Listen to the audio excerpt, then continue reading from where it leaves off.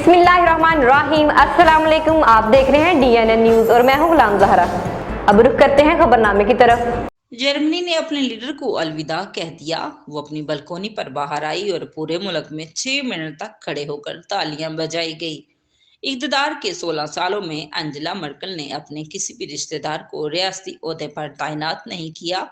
इसने real estate, कारें, plot और निजी त्यारे नहीं खरीदे। 16 साल तक इसने अपनी अलमारी का अंदाज कभी नहीं बदला।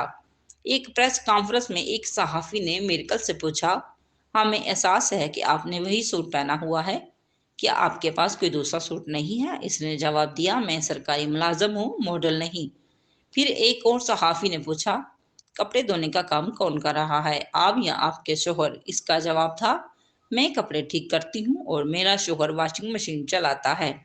एक और प्रेस कॉन्फ्रेंस में उन्होंने इससे पूछा, क्या आपके पास घरेलू मुलाजमा है जो अपना घर साफ करती है, खाना तैयार करती है वगैरह? इसका जवाब था, नहीं, मेरा कोई नौकर नहीं है और ना ही इनकी ज़रूरत है। मैं और मेरे शोहर मामूल के काम घर में खुद करते हैं।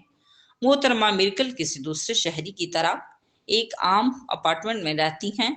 वो जर्मनी के चांसलर मुंतखब होने से पहले जिस अपार्टमेंट में रहती थी, इसने इसे आज तक नहीं छोड़ा और ना ही बदला। और वो एक भी विला, मकान, तालाब, बागात की मालिक नहीं है। यूरोप की सबसे बड़ी मैसियत की चांसलर अंजेला मेर्केल हमेशा इक़्तिदार, बेलौस असूलों, हक़ाइक़ और हमदर्दी से चलने वाली क़यादत की अजीम मिसाल रही हैं, अजीम मिसाल रहेगी। अब तक के लिए इतना ही। मज़ीद खबरों के लिए हमारे साथ रहिए।